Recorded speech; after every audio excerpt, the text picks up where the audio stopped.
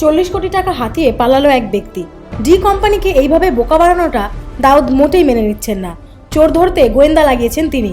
শোনা যাচ্ছে চুরিটি করেছে তারই এক অনুগামী। বিশ্বজুড়ে দাউদের মাদক পাচার চক্রের জাল ছড়িয়ে আছে। দাউদের ব্যবসা দেখাশোনার কাজে ভারত ও শারজায় ঘুরে বেড়াতো ডি কোম্পানির অন্যতম কর্মচারী খালিক আহমেদ। নয়াদিল্লির একজনের কাছ থেকে 45 কোটি টাকা নিয়েছিল সে। এর মধ্যে 40 কোটি টাকা হাওয়ালার মাধ্যমে বাইরে পাচার করে দেয় সে। বাকি 5 কোটি টাকা ট্রান্সফার কস্ট হিসেবে খরচ হয়। খালিকের সঙ্গেই উধাও হয়ে যায় এই 40 কোটি। সম্প্রতি পাকিস্তানে দাউদের কাজকর্ম দেখাশোনার দায়িত্বে থাকা জাবির মোদির সঙ্গে খালিক আহমদের ফোনে কথাবার্তা ট্যাপ করেই এই চুরির বিষয়ে জানতে পেরেছে ভারতের গোয়েন্দা দফতর। দাউদের ঘনিষ্ঠ সহযোগী রেজ্জাক ভাইয়ের নজরে আসে টাকা পয়সার এই গরমিল। চোর ধরতে দিল্লি থেকে কানাডা গিয়েছে দাউদের 2 নিজস্ব গোয়েন্দা।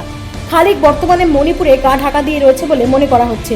চুরি যাওয়া 40 কোটির মধ্যে 20 কোটি পানামা ব্যাংকে ট্রান্সফার করার কথা ছিল। বাকি 20 কোটি দাউদের ব্যবসায় বিনিয়োগ করার কথা ছিল। এর মধ্যে কোনোটাই হয়নি। Bureau report, Kolkata 24/7।